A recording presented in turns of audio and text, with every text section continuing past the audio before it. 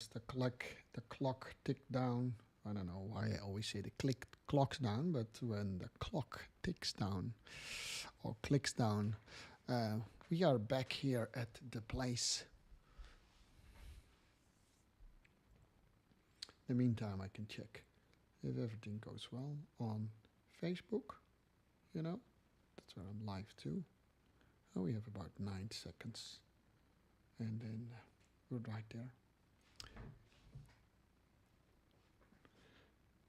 Yes, welcome, welcome, welcome. This is Sean here at the place with a new episode, of course, of the place. If this is the first time that you're here and see me here live on Facebook, live on my profile, or we also have a special group. It's called The Place, right?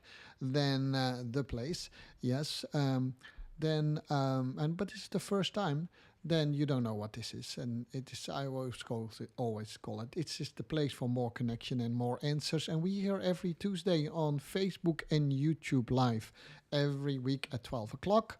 And that is about 7 o'clock in Europe and everything in between. Today, before I forget, that's always a good starter, I guess. Don't forget to subscribe on my new YouTube channel. It's not that new anymore, but I can still use some people who wants to follow me there. And the reason why that is you can always see the old episodes back if you think that's interesting, right? Without further ado, let's see what we're going to talk about today. Today we talk about you want personal growth. And who doesn't want to? Then call first BS on big breakthroughs first. And it's a little bit building on what we talked about last week. And it falls. This is, by the way, episode 225 of Tell already, the Everyday Life podcast, if you listen to it on the audio file. And again, if you want personal growth, then call first BS on big breakthroughs, right? And to me, this falls actually on the three life energies, but I specifically mention actually two. The first one is mental energy, and the second one is manifestation energy, because personal growth has something with what you bring to the world. So there are five life energies, as you know, right? There is physical energy, which is greatly responsible for how vibrant you are every day. It has to do with your sleep and how you eat and how fit you are, right? And then secondly, you have your mental energy. That is actually what is your self-talk? Can you actually and we talk a little bit about that more. Can you self-control yourself? But secondly, it is creative energy. That's actually the third energy. It falls a little bit on this subject too. The third and fourth energy is manifestation energy. It's actually what do you bring to the world and how, and is it positive, is that negative, is it are you a little bit proactive or are you more reactive in life? And last but not least, it's your divine energy. These five energies were first mentioned and presented in my best-selling book Broken Silence, which is also the sponsor of this podcast and this live show. So every proceed of that book goes to a good cause. And it's called A Dancer's Movement to Stop Sexual Abuse. All right, without further ado, let's start with episode 225. Can't believe it, of Tell the Everyday Life Lesson podcast. You want personal growth? Then call BS on big breakthrough first. People expect that things will change quickly. We like that. We like that, if we hope for some change in life, they need to come really fast, quickly, dramatically, and in a big, amazing way. That would be the best thing, right? Suddenly I find a new job and everything will be better. I find a new person and everything will be better, right? But unfortunately, they, however, never do, unless it's like an earthquake or something. The idea of big breakthroughs is wonderful. However, long-lasting personal growth requires small steps being taken every day that leads to, better and measurable results. That's how I say it. This misconception about how things really changed often prevent us or people from really trying hard to become better. It actually stops us in our tracks. Right, and gurus like coaching gurus specifically I must say, they took, and not willingly maybe, I mean, that would be a bad thing, but they take advantage of the fact that people, maybe they fell in the same trap as I'm going to talk about today. Um, Gurus take advantage of the fact that people wanting to get results quickly and easily by offering them courses, books, programs, all that kind of things that promises them big breakthroughs. And so this week at the place, big breakthrough BS. That's how I call it. So, what I do today is actually really building on what I said last week when I introduced last week's topics, which avoidance. And this is how I said it. So I'm just going to read it so you can, kind of make the connection with last week's episode. Lasting change has seldom to do with making one big change in our lives. It is often a multitude of smaller steps. Now, so far, everyone probably agree with me. So ergo, also multitude of smaller aha moments or realizations. And that is something that we often don't see. If we don't get that big breakthrough, we sometimes don't make changes. But sometimes after every step, we see a little breakthrough, and then we need to make the next step before we can see the next breakthrough. Does that make sense? The point is that we often cannot see the next realization if we don't take the action on the previous one. Right? So people often think that coaching and to some extent therapy helps us to get deep insight and aha moments. And to a large extent that is true, because that is specifically how psychology has developed from the late 19th century. And I will talk about that a little bit later.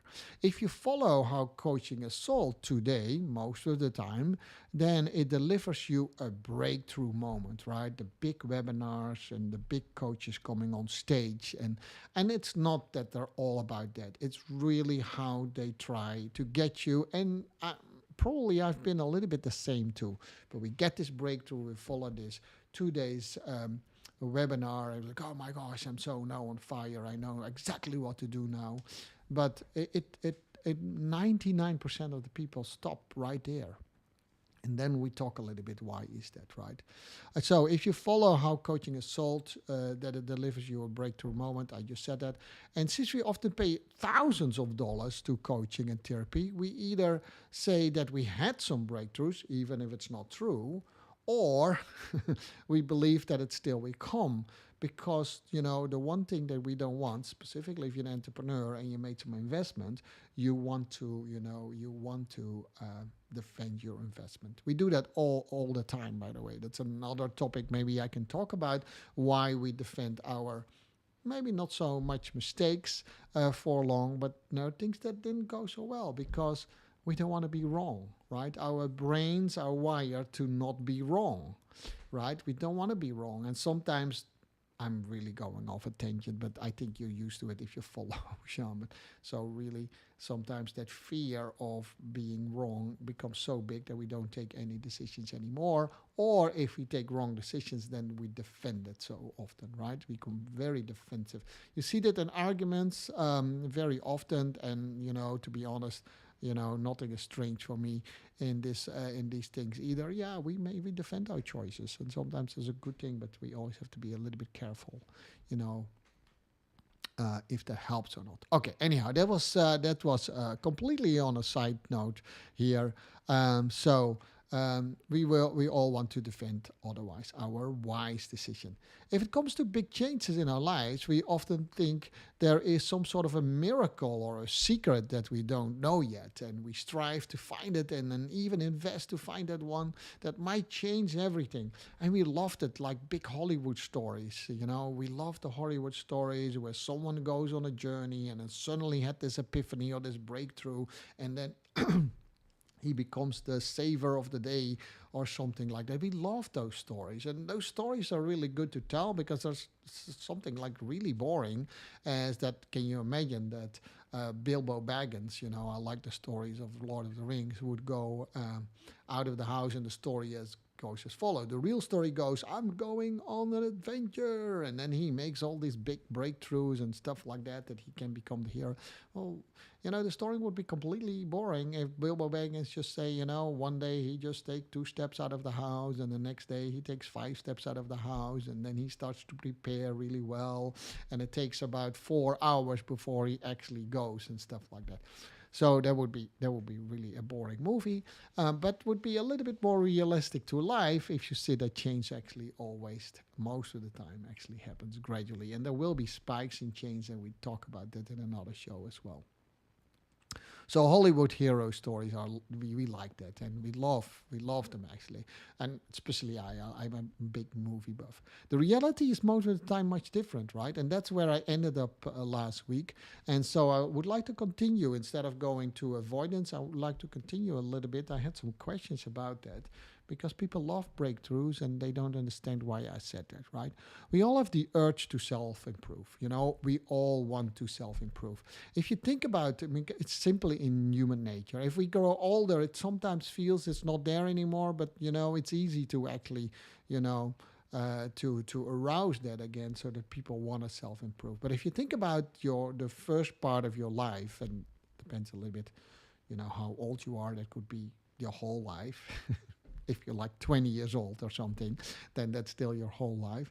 That is actually what you did from the moment you were born until today, if you're 20 years old, right, is self-improvement, right? And it's physical self-improvement. Every step that you take, you learn and teach yourself, how to take the next step a little bit better, literally, right? Because you have to, first from crawling, first you're just lying on your back, and then you suddenly turn around, and then your mom gets really scared because maybe you roll off the bed and stuff like that. Oh my gosh, little Jean is going to roll now off the bed and stuff like that. Now in the past we didn't care so much about these things, but now we have all these safety things. But anyhow, and then your mom needs to feed you, and then later on you try to put the spoon in your own mouth, and that doesn't go so well, and then at some point in time you can do, and then maybe you grew up with chopsticks, and then you can eat with your own chopstick. You don't have to, the training wheels comes off and all that kind of stuff, right? So your whole life, I mean, I don't know why people don't realize that your whole first part of your life,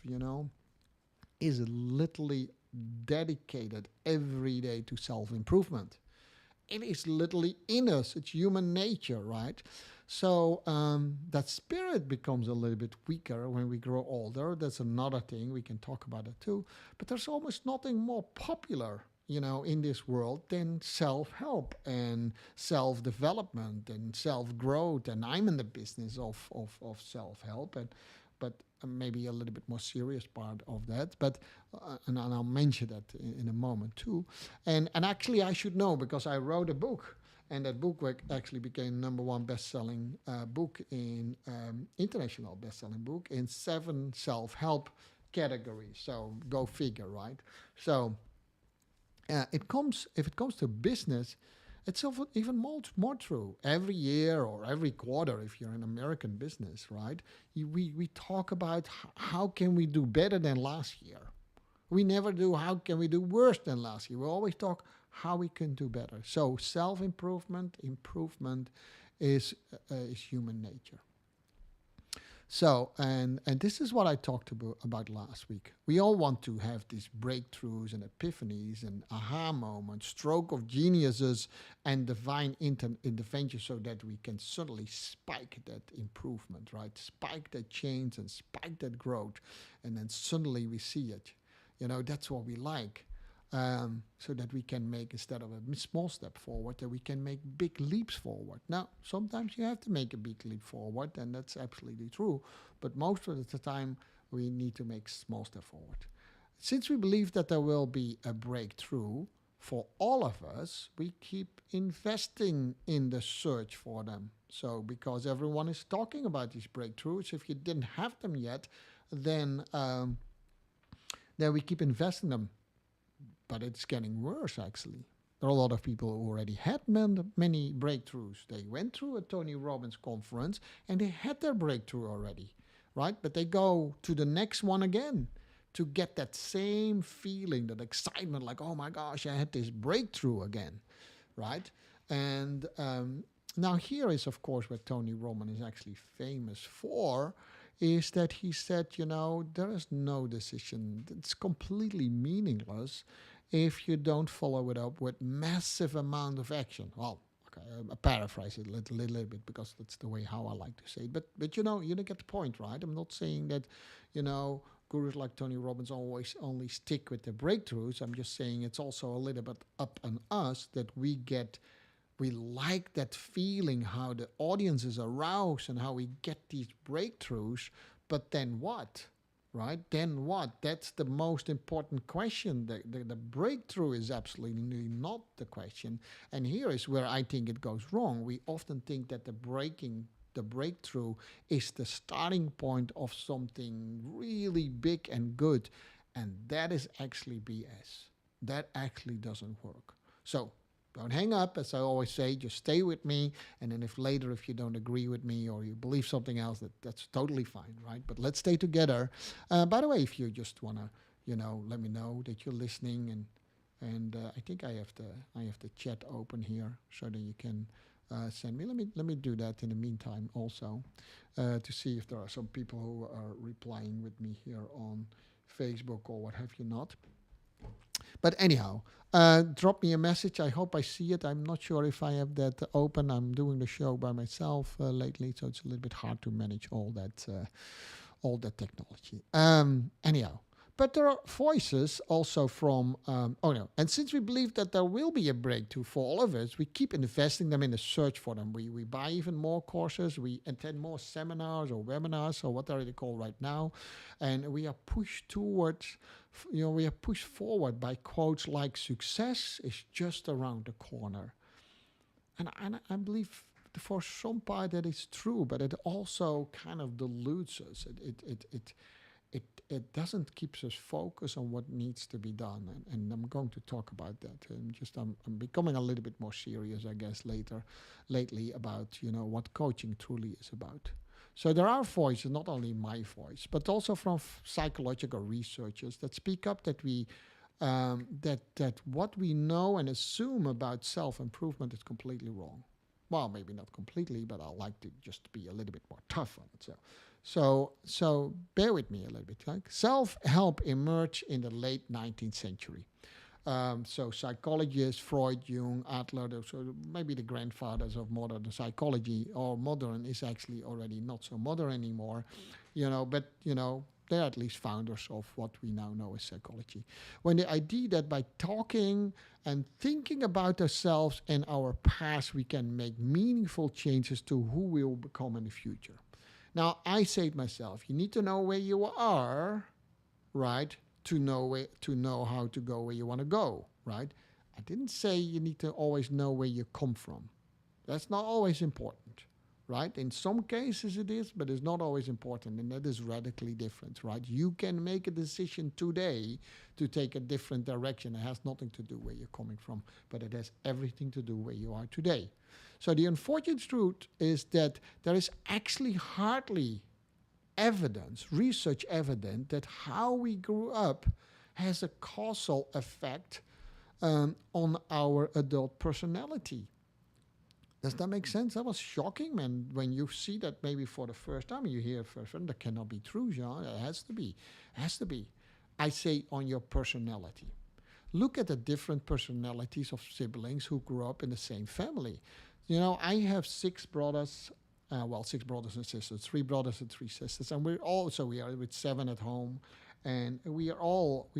My brother unfortunately passed away, and I also had an older sister. So, in fact, we were with 8 children, but she was too young for me to know her when she died, passed away. But completely different thing. But our characters could not be more different. Our life path could not be more different for each and one of us, which in itself has a lot of beauty in it, but it's also the proof, because we grew up in the same way, almost in the same way my siblings would say, because they are the younger guy, the younger ones are more spoiled than the older ones and stuff like that. But from a distance, we grew up in the same way, and our personalities are completely different. And some people might say, "Oh, but you look a little bit more like that, and you take that more from mom." Oh, yeah, I'm sure those traits are there still. There are a couple of things trickling down. But if you think about how different we are from a personality point of view, it needs to make you wonder. Because if it's, with all these little influence, then we should be a lot alike. Yeah, we have a few habits that are the same, right? That's something else. I'm talking about personality here. So, anyhow, so there's one big exception to what I just said, and I would do that as a disclaimer, and I do that also because that's a big part of the work that I'm doing, right?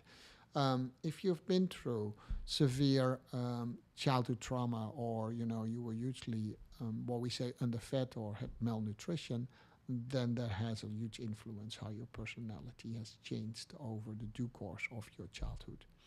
And that has a big impact on the future too. So most people that follow me, it's the work that I actually do. And it's one of the reasons why I also understand, let's say, the other part too, right? So that we see that very clearly. And that's also why some of the techniques we used for normal breakthroughs doesn't work on people who went through severe childhood trauma like sexual abuse. Does it make sense? So there was a little bit of a side note. In this case, it was an important one, right? So here's what I'm saying. I'm not saying that big breakthroughs don't happen. They actually do. Big breakthroughs, they happen a lot. And if you go to certain type of therapies or certain type of coachings, we do that all the time with you. You get these aha moments all the time. Have one session with me, and you will see you get one aha moment after the other. But they're actually a little bit meaningless. And I'm not, trying to, taking the pillars under my own coaching. But it's, for me, it's never about the aha moments. It's good to give you a good feeling that you say, "Oh yeah, my gosh, I have new insight," and stuff like that. But it's not important. So whether you're inspired by a breakthrough or an epiphany, it doesn't matter. If you don't take action on these things, it doesn't matter at all. In fact, and I jump a little bit ahead, in fact, you don't need a breakthrough to take action. You don't need anything to take action today. You don't need to have a big idea. You just need to start walking. In other words, you have the ability to self-regulate, aka self-control, is probably the only thing that really matters. It is the only thing that really matters, whether you have self-control or not. That's the most important thing. And believe me, because of my childhood abuse, and you see that with a lot of people who are abused, and there might be other reasons too besides abuse. I don't know about that. But one of the things that is a little bit difficult for people with an abuse history is actually that self-control, because they don't have a good view and reference in how the world works anymore. See, that's why it's slightly different. But that doesn't count for everyone, and so it doesn't count for most of us, right? So self-control or self-regulating is the most important thing. It's maybe the only thing that counts for if it comes to self-growth and self-development, and also development of businesses and other things. A 2010 study in New Zealand, and I took this from a blog, by the way, that I read recently.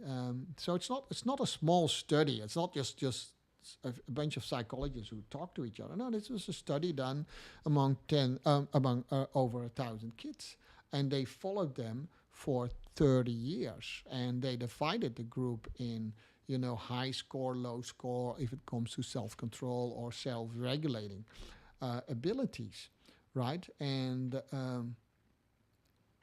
and it had a huge impact on their life if it comes to success. And the scariest part is that the kids who scored the lowest, 40% of them were already convicted by the age of 32. So of the people with the lowest scores in self-control, 40%, had a criminal conviction by the age of 32. So, on the other hand, studies like that, they also has shown that self-control led to better grades for students, and talk to my daughter about these things, better performance in the workplace, better relationships, better ability to empathize with other, better mental health, less depression, anxiety, and so on, and way less substance abuse as well. Yeah, and of course, yeah, more thriving business, that too. Again, that this little piece came from a blog that I was reading. But to be honest, I rather say you have to start taking responsibility, and I think self control is part of responsibility. It is our responsibility to have self control when we go on the street and drive a car. And do I know what road rage is? Yeah, once in a while, when someone cut me off, I sometimes, raise my middle finger, and I have the tendency to drive behind that person too. It depends a little bit how I am today, but we should be, and it's maybe a simple thing, but it's how you can train yourself when before you get in the car, think about this. This is not only your life that you put in danger when you go in the car, but it's also the other people. And if I don't have any self-control, then I would not obey and I'm not saying that you always need to, well, you probably need to abide the rules, but, sometimes you need to challenge them too, but, on the road, maybe not the best place to do that, right? Okay. So, to be honest, so I like to say, start by taking responsibility. A coach of mine, his name is David Vidalis, and I would highly recommend him. And he put it actually in a really simple model, and he's also calling it taking full responsibility, and it just so strangely enough matches really with what I've been teaching for a while. And so I'm going to paraphrase from his model, because I like that he's actually looking just at 3 levels to make us understand what he means with that. So we all fall, and I've talked about that before, in if-then reasoning. If I have this first, then that will happen, right? So he makes it into, a lot of people think, I have to have this first, and then I can do this, and then I become that, right? And he said maybe that model is completely different. So if I have more money, then I can, live somewhere else, and then I will be happy, right? So that's a very common reasoning, and I'm sure there are fields, of areas in my life where I have that reasoning too. And sometimes I think about it. If I have a little bit more money, then I can grow my business a little bit faster. But the point is that if there's no money, does that mean that my business has to stop? Right? So a better reasoning to follow is actually to turn that model upside down. I like that, So, and I always broach it as follows. My current me cannot do what my future me will be able to do. So every day I'll need to become a little bit closer to my future me. So by doing what is necessary, and then I probably can have what I actually want to have in life, and whether that's a material thing or whether it's just pure happiness or, a stronger relationship. But I can be already a better person. I can already be a person of more focus. I can already be, a more friendly person. I can already be a person with more self-control today. I don't have to have the other things first in place before I can be nice to other people. Does that make sense? So most people, that's the second level that David's talking about. Most people, they live in chaos. And I mean literally in chaos. So just look at their lives and look at part of my own life maybe too. Broken relationships, money struggle, health struggle. Sometimes you only have to look at the house, how they look like. It's a completely chaos and a mess, right? And maybe one room is really good and the other one is here. Now that I'm looking around me, actually, I can do some some tidying up too, to be really honest. But it is, I'm not sure if my life is in completely chaos, but there is enough chaos that I would like to still get rid of it to some extent, right? So, so the opposite of that case is, of course, we need to be more focused. We need to almost be, if you want to be an entrepreneur, or you want to overcome something, or you want to grow, make tremendous growth, don't think about the breakthroughs anymore. Think about becoming single-minded almost. Being so focused and dedicated, so that success, if that's a word you want to use, becomes inevitable. right? Because you stay with it. The chaos is also in constantly changing your directions. And at some point in time, you just need to bend your road and need to go into another direction. That is no, there's nothing wrong with it, right? I worked in corporate for more than 25 years, and at some point in time, I said I would like to use my experience and put that in another form so that I can directly, and because I did it more indirectly, that I can directly have a little bit more impact on people. And if I have a more or better impact, I don't know that, but that's a wish I had. And I started with writing a book, and I started with developing a coaching business that is helping women to overcome, and that's maybe not even the right word, to overcome and deal with sexual abuse. It has been a struggle, I can tell you that. There has been a little bit of a struggle, and we come back on that word struggle in another context. But I stayed with it, and I can actually see that some people benefited from the programs that I put out there. And do I want more? Yeah, I do want more. Yeah, I want to help more people. I also want to have a little bit, more sustainable business. Yeah, all these things are true for most of us. But for so far, I stayed with it, and I do think that is the breakthrough that I made, is that actually to stay with it. And there were moments that I didn't want to stay with it, and that's true for everyone. Whether you do a study or something, you just have to stay with it for a while, right? Okay, so and